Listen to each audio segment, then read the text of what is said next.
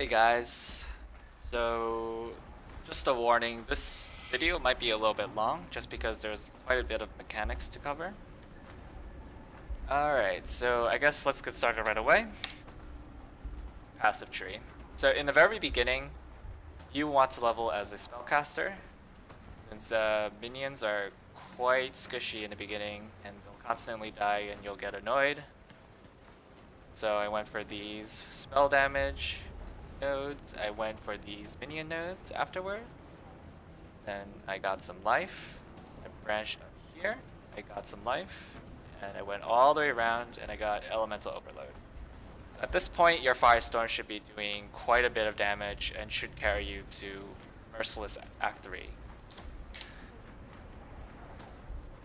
So what I had as leveling wands was Life Sprig for the extra spell damage and the 7 life over 1 second for each spell you cast, which helped with some tankiness. Then I had my Firestorm set up in the Reverberation wand. Gives me a free spell echo, so I get a 4 link out of a 3 socket, which is pretty nice. I did Firestorm, Elemental Focus, and Control Destruction. So your Firestorm is actually doing quite a bit of damage with the setup. I also, in order to toggle Elemental Overload on, I think I ran Orb of Storms with increased critical strike chance. So what happens is, every time Orb of Storms crit, you get this buff for 8 seconds, which buffs your Firestorm damage. And of course it's another more multiplier, so you're multiplying on top of more and more multipliers, so you end up actually doing quite a bit of damage. So enough about the early leveling section, I guess. If you have any questions about how to level up a summoner in the beginning of a league, you can always drop a post on my thread, and I'll be happy to answer it. So more on the passive tree. After you've done this and you feel like switching to a summoner, the next process while leveling, I guess, will just be getting these life regen nodes here for your minions and here. These 2 nodes will help tremendously with zombie tankiness. They won't just like fall over every time you fight something. They'll start to actually tank for you, and they'll be your shields while you can safely firestorm behind them. Afterwards, you probably want to grab more tankiness here and here. Just try to get as many life nodes in the beginning as possible, since it's much easier to level up as a life build than an ES build. After that, you want to, I guess, to finish out your minion damage and your minion life. This particular node right here is amazing, plus 16% elemental resistance. Since zombies on Merciless have about like, I don't really remember how much resistance they had by default, somewhere around 30, but this gives you like 46, and then Purity of Elements, they basically have cap. So yeah, basically you want to grab more minion nodes. When you finally start using your Spectre, you want to grab Elemental Equilibrium. So every time you use a lightning spell, for example, they'll gain plus 50% lightning resistance, but they'll minus 50% cold and fire resistance. So this would boost Elemental Spectre damage by a lot. And to do that, you want to get Shaper, you want to get more life nodes, and don't forget these dual sockets here and here. At a certain point, so you're probably like in Cruel by now, you want to get your +1 Spectre, and you could probably start using Cruel Flame Sentinels or Revenants or Hidden Horrors. They're all viable options. Afterwards, since we are a Tri-Curse build, we do want to get +1 Curse here, and the Curse Effectiveness route here, and more Curse Effectiveness down here, and some Aura nodes so we can start using Auras, and also these Life Chaos nodes. Since we are a hybrid build, we do want as much Chaos resistance that we can possibly get. Okay, Um, so I guess just in general, you want to ignore this side of the tree. So anything past Deep Wisdom you want to ignore on the right side until you have every node in this side of the tree first. So let's see, what did I cover yet?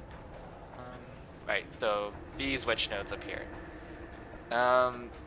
Since we are a flash spamming build, these 3 nodes are excellent. Gives you like 30% flash effect and 12% duration. This is really good nodes for 3-point investment. Also, these 3 nodes are really good nodes for 3-point investment. Since we are trying to cap block and get spell block as high as possible, 7% spell block is quite awesome. Also, 40% increased energy shield from equipped shields. So basically, if you have a 300 ES shield, you increase that amount by 40%, which gives you a lot of ES, which gets multiplied by your increased energy shield nodes, and you get a lot of ES out of this. Moving on to the other side of the tree, this is when you finally have everything, all the nodes here. You want to get more tankiness. These ES hybrid nodes, they'll give you a lot of life and ES. You want to grab these Dex nodes. I guess you should grab this in the beginning too, just because some of our support gems that we use have quite a bit of high Dex requirements. So I feel like these 2 Dex nodes are quite necessary, along with the Citron Amulet. So afterwards, you want to grab more tankiness and aura effectiveness here. So I guess as far as sockets go and jewel selection, I went for Reckless Defense. I almost feel like it's mandatory to try to get your spell block as high as possible. So when you're Bone Offering, you actually get 20% of your block chance to spell block chance, which is very good, and gives you 4 additional block chance. The only downside is that you have an 8% increased chance to receive a critical strike chance, which kind of sucks, but we counteract that with the Enfeeble on Blasphemy. The next step is getting a Conqueror's Potency. This basically just buffs every aspect of this build. You get more curse effectiveness. 8% increased effect of your flask is actually quite a lot. So we have somewhere around, I guess, 38% flask effectiveness. We also have 3% increased effect of your non-curse auras that you cast. 3% is really not that much, but whatever, it helps. As far as the last jewel socket that you're gonna get, I went for something with minion damage and all attributes, just so I can get a little bit more levels on my gems that have high strength and dex requirements. And I guess ideally you want minion damage, minion life, and defensive stats for yourself. But those kind of jewels are actually quite expensive, like even in the exalted range. So after this point of the tree that you see here, you should be around level 90. And honestly, after this point, you should be fairly comfortable with the build and kind of know what your personal preferences are. Afterwards, there's just a bunch of options. You can get more curse effectiveness here. You can get 1 more zombie here. It's also an option. You can just try to boost your damage. You can get these jewel sockets and these jewel sockets and socket minion damage rare jewels in here. Another option you can go is just get more life ES nodes, life nodes, just to boost up your tankiness. Honestly, after this, I would say this is almost like the skeleton at endgame. Yeah, after this point, you can do whatever you want. Okay, so I'm pretty sure I covered the passive tree in its entirety. Moving on to items.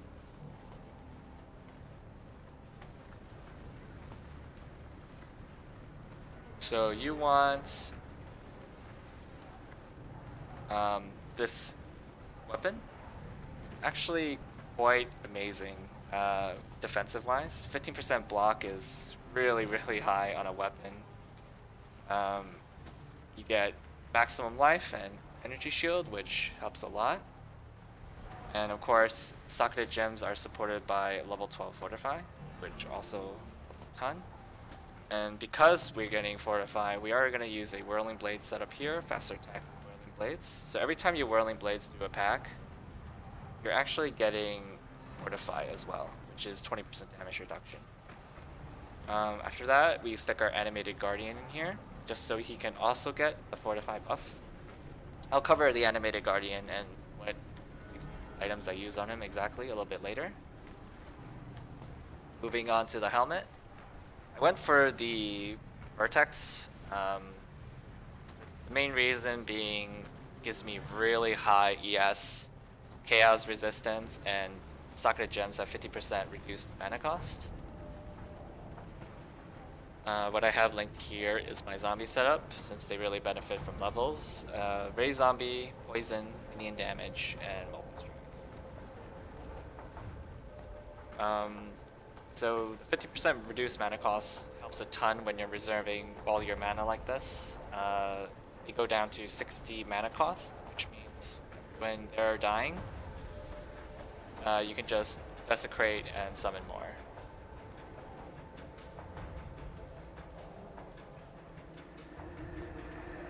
Okay, so let's go to the shield.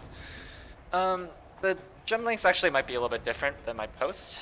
I think I just because I was just working around, I'm not really sure. I just threw together the gems together. I guess my build just came out like this. But it works, I have everything that I need. So for the shield, you want to grab something like a really high ES armor shield. It's really nice. You want some life on it, you want possibly some strength on it, and resistances on it. Okay, so moving on to our accessories. Amulet-wise, you want something... You definitely want a Citron Amulet, so you can get more strength and dex, so you can level up your dex and strength gems. After that, ideal stats would be life, increased maximum energy shield, and some resistances. So the next is this unset ring. You definitely want an unset ring just because we have a lot of gems that we need to socket into our build. So you want something with life and tri-res if possible. Dojo Damning for the +1 curse. That's its main use. These gloves. Just something with ES hybrid, ES life, some res, some chaos resistance. Just generally any tanky gloves that you can find. I guess I didn't go over these links yet. So I have Blasphemy on Enfeeble. It really helps when you're taking physical damage or damage in general. With Curse Effectiveness, you're probably reducing the damage you take by almost 50%. Combined with Fortify here, you're taking a lot less damage. And Convocation, so we can summon our minions to us. So the gem setup here is my curse setup. I got Ball Lightning, Curse on Hit, Vulnerability, and Vulnerability, kind of both the stats really help both our poison zombies and our bleed Itadors. Butcher's Mark is because we can get 100% increased fast charges, which really helps since we are a fast spamming builds. We also get frenzy charges on our minions, which really helps with the degen damage and their attack speed and cast speed and movement speed. So there's actually a really interesting interaction here. So whenever your minion's poison kills a monster, you actually trigger on-kill effects.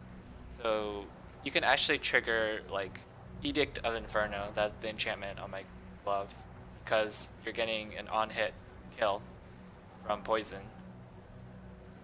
So in that way, you actually get frenzy charges yourself with this curse, because the poison is killing the monsters, and then you're getting credited for the kill.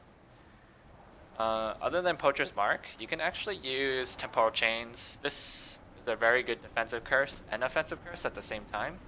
Just because having Temporal Chains makes the poison last a lot longer, and you can stack the poison better. I guess it also makes the bleed from the Knitted Horrors a little bit longer, which is also nice. You can either go, or you can go Projectile Weakness to really buff the damage of your Knitted Horrors, since they double dip on the increased damage from projectile stat.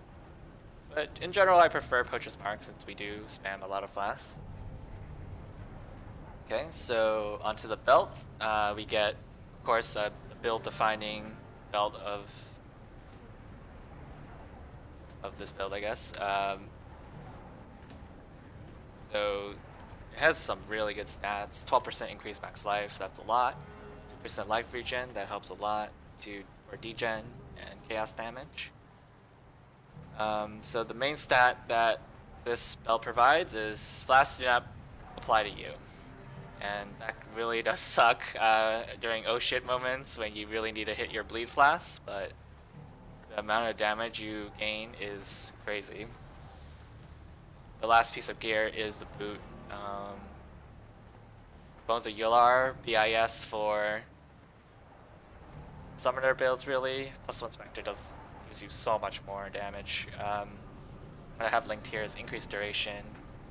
Desecrate, you can either do Desecrate or Val Haste. I usually run Val Haste most of the time, or just so I can make everything quicker and do more DPS. But Desecrate, if you are trying to find a corpse, I guess, and summoning it, it also really helps during very hard boss fights. You can Desecrate and then use Bone Offering, and you'll get cap block, and you'll get a lot of block for your minions as well, and also life back on block. So Desecrate, Bone Offering, replace Bone Offering with Flesh Offering. The setup, and this would increase your tankiness by a whole lot. But generally I run Flesh Offering most of the time. It increases our movement speed too, since we're getting the ascendancy points. And it just makes your Whirling Blades faster, it makes all your minions attack faster and move quicker. It's a really good buff. Last thing I have linked here is Purity of Elements, so I can cap my resistance and cap my summons resistances. Moving on to the chest. I have Raised Spectre, minion damage, Pierce, slower projectiles, GMP, and Lustration. So these 4 support gems actually double dip with Knitted Horror, Bleed, and Initial Hit. So it makes their bleed do very, very high damage. So I'm still using a Tabula Rasa. This is the cheapest option. But eventually you'll want to switch to a Vis Mortis. And as you can see here, I'm still having trouble chroming this stupid chest. I'm looking for 3 greens, a red, and 2 blues. But this is definitely best in slot for damage. Since you're getting another Spectre, you're getting 15% increased damage. You're getting Unholy Might, which is 30% of physical damage gained as extra chaos damage, which benefits both the Spectre and the zombie at the same time since they're both physical based. And I guess the 20% reduced mana, the reduced maximum life really sucks, but it can be countered by flasks and generally the ascendancy node. So that covers the length here. I guess I'll go into flasks and then I will talk about my ascendancy points. So generally you'll want the silver flask. It gives you onslaught, which basically gives you 20% movement speed, attack speed, and cast speed. It's basically like a mini flesh offering in a bottle. I just tried rolling movement speed on this just so I can stack movement speed for my minions, and increased duration helps a lot too, just so they have onslaught for longer. The sulfur flask. So when you hit the sulfur flask, you're actually getting consecrated ground, and that gives you 4% regen for your entire party and all your minions. And it also gives you 40% increased damage, which gets buffed by our flask nodes, which is quite a lot of damage, since this damage double dips with our poison and our bleed. Okay, moving on. I actually have a remove bleeding on here. So in like really dire situations, when you're bleeding to death, you can quickly open your inventory, click on the belt, and then hit your bleed flask, and you'll stop bleeding, and you can equip the belt again. So when you have this unequipped like this, you're actually able to use flask for yourself. So that's just a neat trick. Okay, the next flask is its Zero Promise. Basically just extra damage. Physical damage is extra chaos damage. That helps the poison. That helps the initial hit of the Spectre. It's just a really, really good damage flask when combined with flask effectiveness nodes. And of course you get Leech, so your meat wall, your zombies can tank a lot better. So let's just tap that. You can see that it is actually affecting them. You are getting this purple aura around them. You get the Onslaught Flask, you get this. You get the Consecrated Ground, you get these effects. So you make some really colorful minions with this belt. Next up is Lion's Roar. Gain 35% more physical damage, which gets buffed by your flask node, so it's almost like 45% more damage. Combined with our zombies, this gives you a lot of extra zombie damage. The other stat that's amazing is adds knockback during class effect. So the way the knitted horrors do their most damage is when monsters are moving, but of course there are some stationary monsters in this game, like bosses that like to stand still and try to DPS you. So when you hit this Granite Flask, not only do you get some armor for your minions, but you're able to push them back and they'll take more bleed damage since they're moving around. It also is a very good defensive tool since you knock everything back around you, and you can pretty much knock anything back into a wall, and you can cheese a lot of things just because they can't even reach you. So the last flask is Blood of the Karui. This gives you a lot of life back. So basically what happens here is, say you're fighting some really hard boss, and you're looking at your zombie life bars and your Spectral life bars, and they're like halfway down. If you hit this flask, and after 2.8 seconds, they actually heal their entire life bar. So say the zombie has like 10,000 HP. If they're down to 2,000 HP and you hit the flask, and after waiting, they actually go right back up to 10,000 HP. And I think this is definitely the best healing flask for your minions.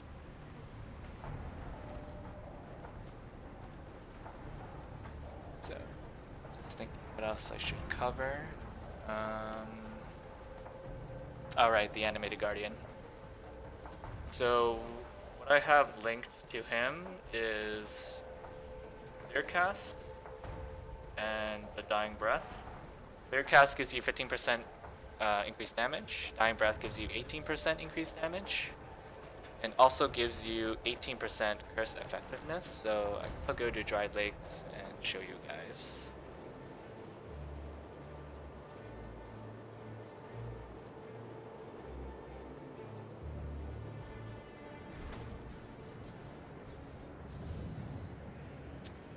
Let's just get my enemy guardian here. So you see these green auras that are on these enemies. That's the Dying Breath curse effectiveness stat help.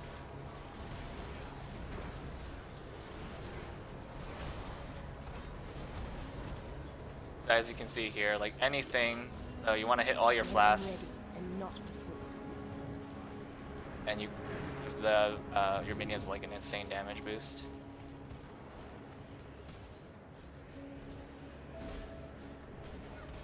I need more mana. You want to Whirling Blades into a pack. Get your Fortify up. then you want to curse them. And then you can either do curse them, then your convocation is up, you want a convocation right into the pack, and then you want to hit all your flasks right after. That's the general combo that I use. So, blades, convocation, curse, hit all flasks.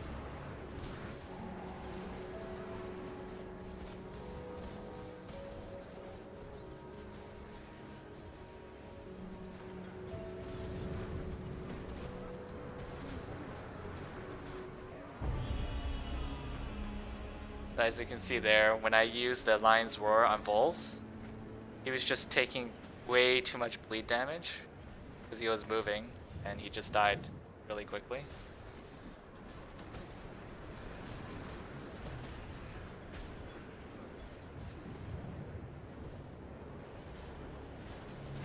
To an exile, coins are as useful. Alrighty.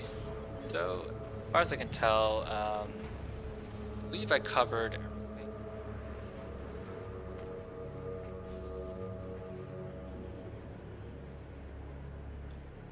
So that was general combo. I guess when to find ended horrors, the best places is this map, Red Lake, and I actually found some success going to just find that map. Actually found a lot of success going to Necropolis. Usually find the knitted horrors in there. I guess just to finish this build off, this video off, we can run a quick map. Let's see. Alright, Bazaar, why not?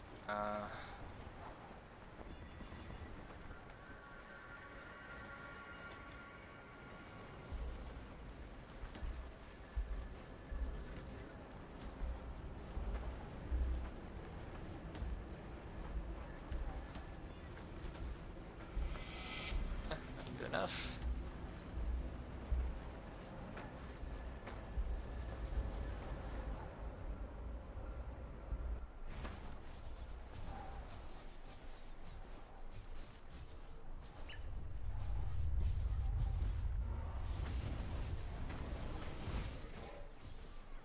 See?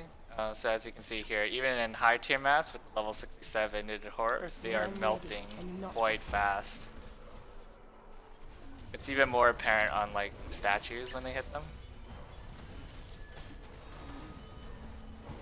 I need more mana. So these statues actually have quite a bit of life, but they are still melting.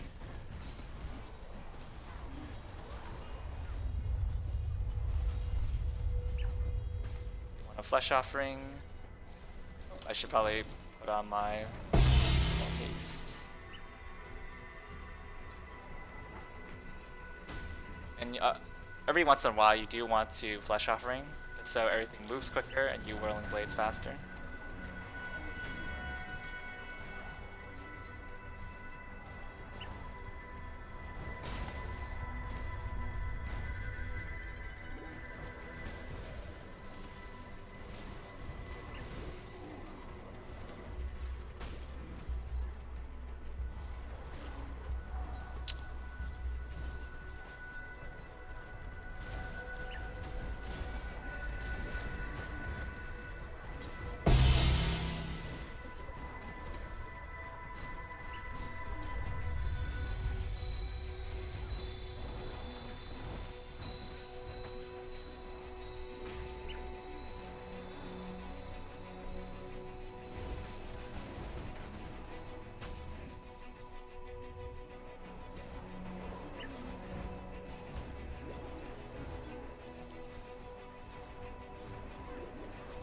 Alright, so here's a Brandis pack.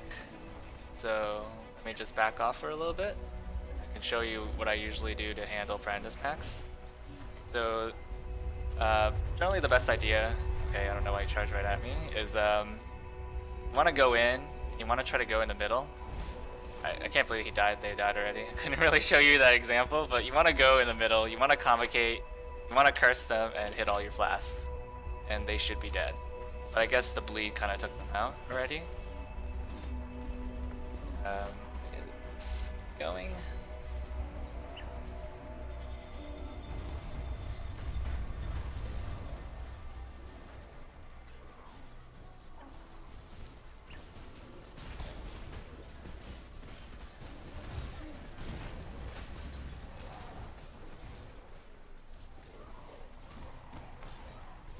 Gotta pick up that hammer for the chisel recipe.